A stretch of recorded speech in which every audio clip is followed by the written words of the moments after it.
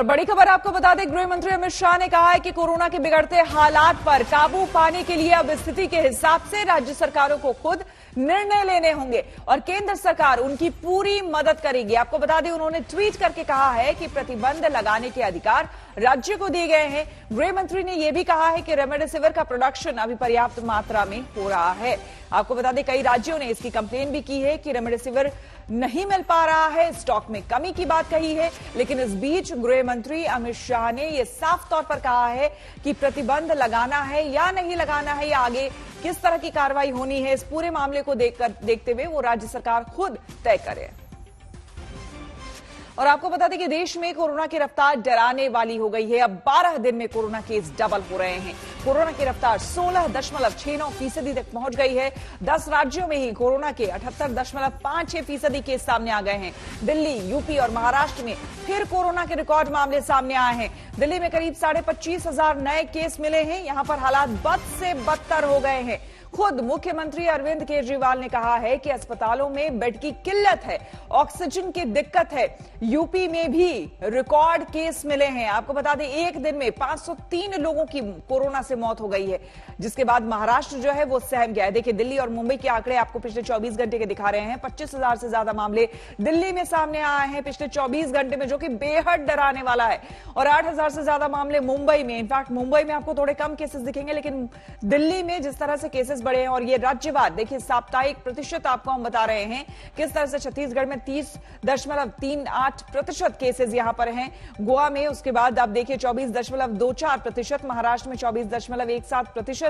और साथ ही साथ आप देखिए किस तरह से 24 घंटे में, पिछले 24 घंटे में किस तरह से कोरोना के कहर से पूरा देश करा रहा है। बिहार में भी कोरोना के मामले तेजी से बढ़ रहे हैं। कोरोना की शुरुआत से अब तक पहली बार राज्य में कोरोना के केस 8,500 के आगे चले गए हैं, जिसके बाद मुख्यमंत्री नीतीश कुमार ने कोरोना को लेकर नई गाइडलाइंस जारी की है, जिसके तहत राज्य के सभी स्कूल, कॉलेज और कोचिंग संस्थानों को 15 मई तक बंद कर दिया गया है। बिहार में कोरोना ने अपने पिछले सभी रिकॉर्ड तोड़ दिए। पिछले 24 घंटे में बिहार में कोरोना संक्रमण के 8,690 केस आए, जो कोरोना की शुरुआत से सबसे ज्यादा है। बिहार में कोरोना के इसी विस्फोट ने मुख्यमंत्री नीतीश कुमार की चिंता बढ़ा दी और उन्होंने सभी जिलों के डीएम और एसपी के साथ बैठक करके कई बड़े कदम उठाने का ऐलान किया। कोरोना के खतरे के चलते बिहार में 15 मई तक स्कूल, कॉलेज और सभी कोचिंग संस्थान बंद रहेंगे। 15 मई तक राज्य में कोई भी परीक्षा नहीं होगी। सिनेमा हॉल और स्टेडियम 15 मई तक बंद रहेंगे। जरूरी सेवा के दफ्तर को छोड़कर सरकारी कार्यालय 5 बजे तक बंद हो जाएंगे। रात 9 बजे से सुबह 5 बजे तक नाइट कर्फ्यू रहेगा। दुकान, मंडी, मांस, मछली और सब्जी की दुकान शाम 6 बजे बंद हो जाएगी। सभी धार्मिक स्थानों को भी 15 मई तक बंद रखने का ऐलान किया गया है। अंतिम संस्कार में 25 और शादी समारोह में अधिकतम 100 लोगों को आने की अनुमति होगी। सार्वजनिक स्थलों पर किसी भी प्रकार के आयोजन पर सरकारी एवं निजी पर रोक रहेगी, लेकिन जो दफन है या दाह संस्कार है या पूजा है उस पर ये लागू नहीं है। बाकी जितने सार्वजनिक स्थलों पर किसी भी प्रकार के आयोजन पर सरकारी एवं निजी पर रोक रहेगी। बिहार सरकार ने नई पाबंदियां लगाने से पहले शनिवार को सर्वदलीय बैठक बुलाई थी, जिसमें कोरोना की हालत पर सरकार सभी दलों से चर्चा की। बिहार में कोरोना तेजी से फैल रहा है।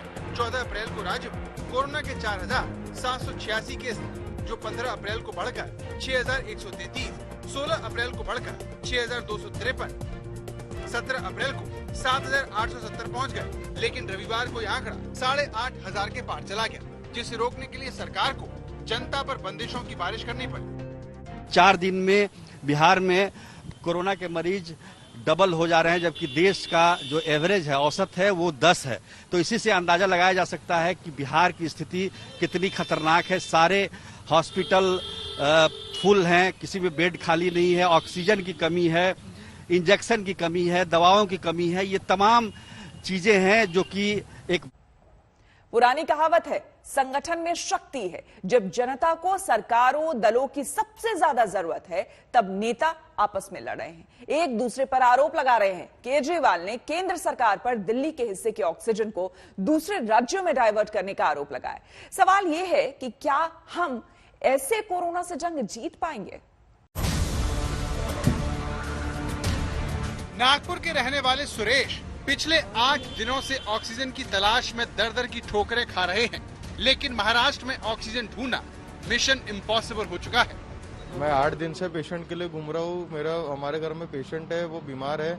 8 दिन से मैं घूम रहा हूँ, तो बोलते हैं हम बेड दे देंगे, तो आप ऑक्सीजन लाओ, आप रेमडेसिविर लाओ, तो ही आपको बेड मिलेगा, नहीं तो बेड नहीं मिलेगी। एम्बुलेंस को फोन करते तो बोले आपके पास बेड है तो ही हम आएंगे, नहीं तो हम नहीं आएंगे। मतलब लेकिन लाए तो लाए कहाँ से? सुरेश की तरह विक्रम को भी ऑक्सीजन की तलाश है। विक्रम के भाई कोरोना पीड़ित हैं, जिनके इलाज के लिए डॉक्टर ने ऑक्सीजन सिलेंडर लाने की असंभव सी शर्त रख दी है। ऑक्सीजन सिलेंडर की बहुत कमी है, तो जैसे हम देख रहे हैं कि अगर कोई घर में ही डॉक्टर आके उसको इलाज कर पाए, क्योंकि हॉस्पिटल में बेड तो मिल नहीं रहा है, बेड मिल रहा है तो सिलेंडर नहीं है वहाँ पे। यहाँ के जितने भी गांधी बाग के एरिया में मैं 2 दिन से चक्कर काट रहा हूँ सिलेंडर के लिए, कहीं भी कोई भी सिलेंडर नहीं मिल रहा है। हॉस्पिटल के चक्कर काट रहा हूँ, कहीं कोई बेड नहीं है। कभी भी रात को बहुत खांसी हो रही भाई को, ऑक्सीजन लेने में बहुत कमी हो रही। डॉक्टर ने बोला अगर कहीं से आपका सिलेंडर का कुछ होता है व्यवस्था आप कर लीजिए, हम घर में आके लोकली डॉक्टर आके हम कर देंगे। वैसे ही रेमडेसिविर इंजेक्शन के लिए हम बहुत घूम रहे हैं। महाराष्ट्र की तरह पूरे देश भर में लोग लाचार हैं। इस महामारी ने सभी दावों की पोल खोल दी है और जनता को भगवान भरोसे छोड़ दिया है। अब सारी कोशिश एक दूसरे को कसूरवार ठहराने की है। ऑक्सीजन की किल्लत के कारण लोगों की तड़प तड़प करके मौत हो रही है। दबाव डाला जा रहा है कि महाराष्ट्र को दवाई नहीं दी जाए। 70% पॉजिटिव कोरोना पेशेंट उन 5 प्रदेशों से है जहां पर कांग्रेस की सरकार है। लोग मर रहे हैं और बीजेपी राजनीति करना चाहती है। ये महाराष्ट्र की जनता देख रही है, देश देख रहा है कि देश की जनता ही इन्हें सबक सिखाएगी।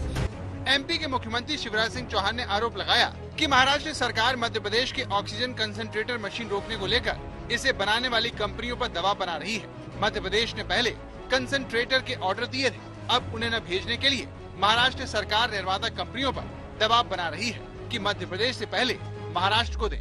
इसी तरह का आरोप महाराष्ट्र सरकार के मंत्री ने लगाया है।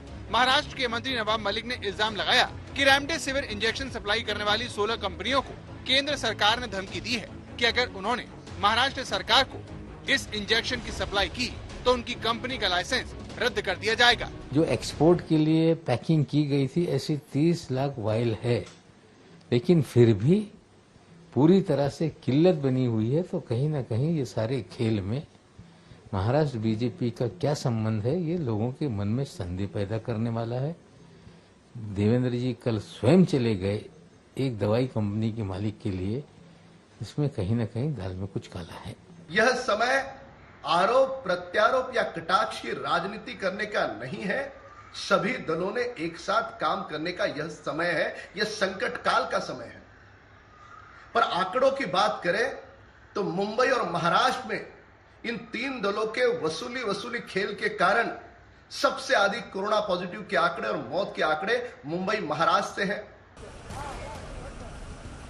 आरोप के शोर में ऑक्सीजन की कमी गहराती जा रही है। नौबत यह आ चुकी है कि नालंदा के मेडिकल कॉलेज के सुपरिटेंडेंट ने नीतीश सरकार से हाथ जोड़कर गुजारिश की है कि उन्हें अस्पताल की जिम्मेदारी से मुक्त कर दिया जाए।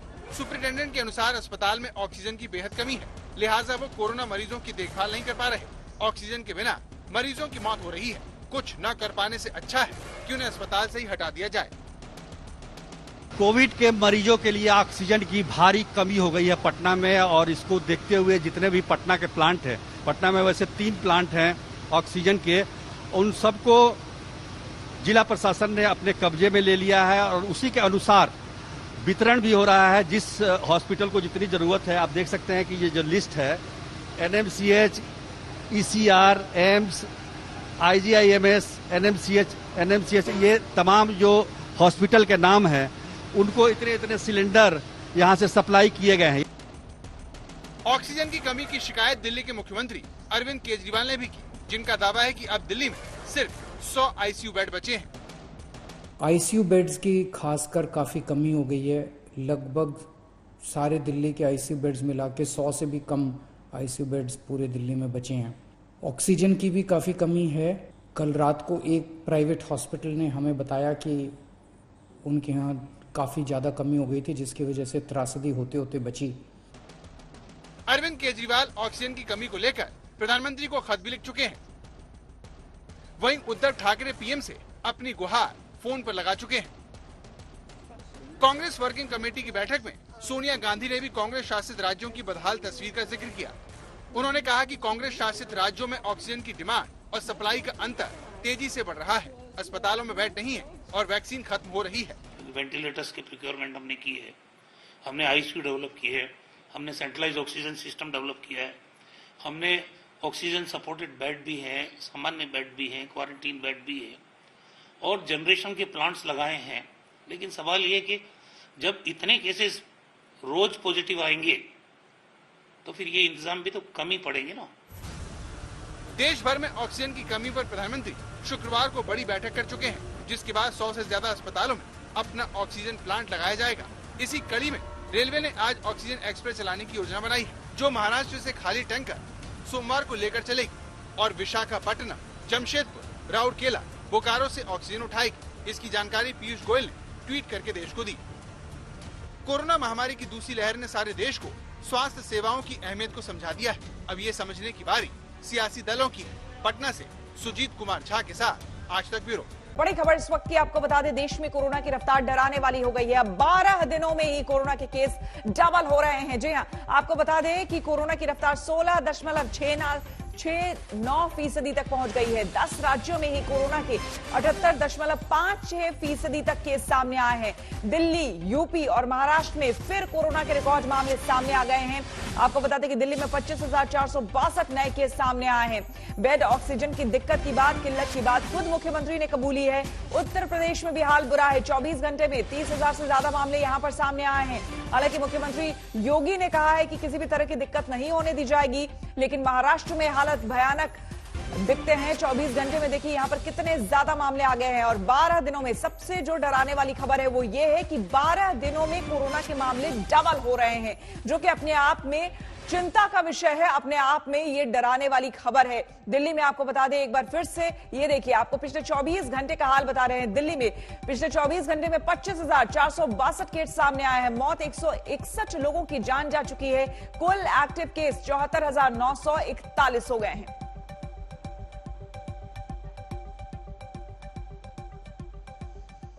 आपको बता दें कि देश भर में इन दिनों ऑक्सीजन की कमी की शिकायतें आ रही है। इसे दूर करने के लिए रेलवे ने ऑक्सीजन एक्सप्रेस चलाने का फैसला किया है।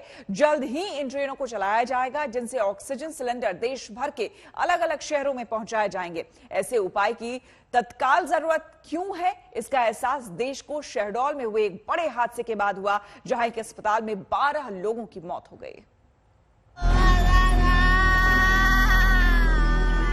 12 बजे के बाद हम लोग खाना पीना खिला के अच्छे से सुला पड़ा के गए हैं। उसके बाद यानी जब सुबह 6 बजे पता चला कि वो सब डेड हो गई।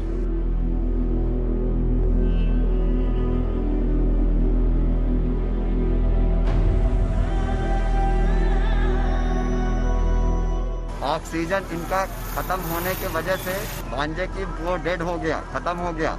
और जो थोड़ा बहुत हमारे यहाँ कम ऑक्सीजन की क्राइसिस है मध्य प्रदेश में भी और इंदौर में भी, उसके लिए एक संजीवनी का काम करेगा। जिस राज्य में ऑक्सीजन की कमी से लोगों की सांसें थम रही हैं, उस राज्य की सत्ताधारी पार्टी का नेता ऑक्सीजन की कमी को थोड़ी बहुत बताकर लोगों के जख्मों पर नमक रगड़ रहा है। ये वो मध्य प्रदेश है जिसके शहडोल मेडिकल कॉलेज में ऑक्सीजन की सप्लाई का प्रेशर कम होने से 12 कोविड मरीजों की मौत हो गई। लेकिन नेता इस आपदा में प्रचार का न सिर्फ अवसर खोज रहे हैं, भले ही लोगों तक इसकी सप्लाई में देरी हो जाए। शनिवार रात 10 बजे गुजरात से ऑक्सीजन के ये टैंकर इंदौर पहुंचे, जिसका स्वागत करने के लिए भाजपा नगर अध्यक्ष गौरव रणदिवे और मंत्री तुलसी सिलावट पहुंचे और पूजा पाठ की। जनता को अच्छे से पता चल जाए कि उनके लिए ये टैंकर किसने मंगवाए हैं। इसके लिए ऑक्सीजन टैंकर पर एक बार नहीं 2-2 बार माला चढ़ाई गई।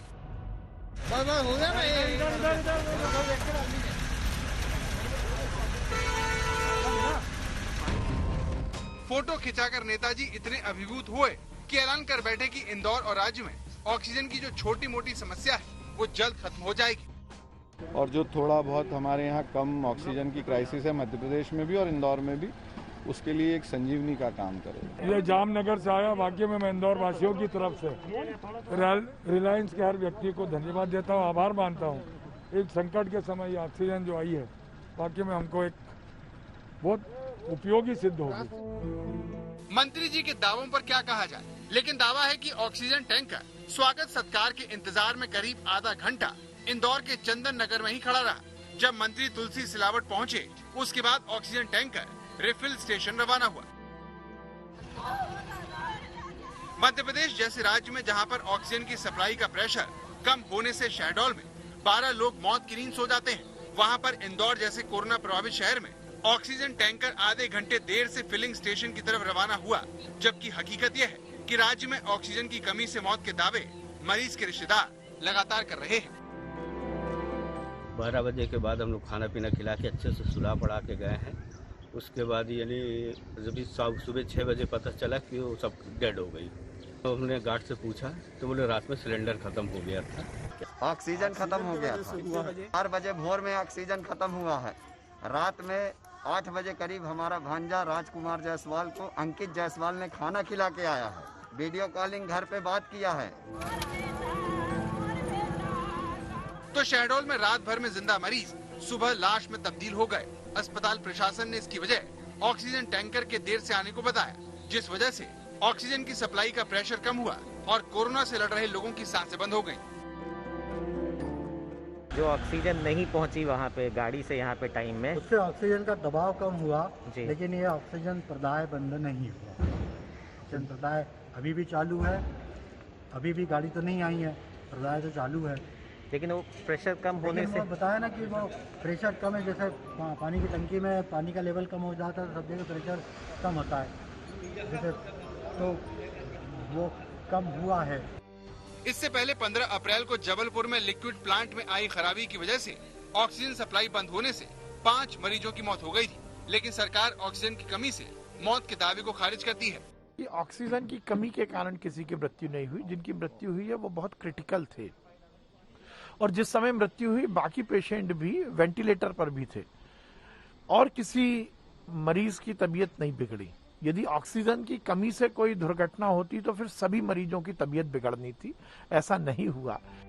सरकार चाहे जो कहे, लेकिन ऑक्सीजन के लिए दूसरे राज्यों पर निर्भर मध्य प्रदेश में ऑक्सीजन की डिमांड लगातार बढ़ रही है।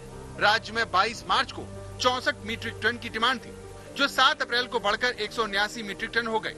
8 अप्रैल को 234 मीट्रिक टन थी, जो 17 अप्रैल को 330 मीट्रिक टन हो गई। कोरोना के बढ़ते मामलों को देखते हुए 20 अप्रैल को एमपी में 440 मीट्रिक टन ऑक्सीजन की मांग होने की संभावना है। जनता तक ऑक्सीजन पहुंचाना सरकार का काम है। उसकी प्राथमिकता प्रचार से ज्यादा जल्द से जल्द जरूरतमंदों तक ऑक्सीजन की सप्लाई पर होनी चाहिए, ताकि शहडोल जैसे अस्पतालों में टैंकर आने में देरी की वजह से फिर से सांसें न उखड़ें। रविंदर शुक्ला, शहडोल, आज तक।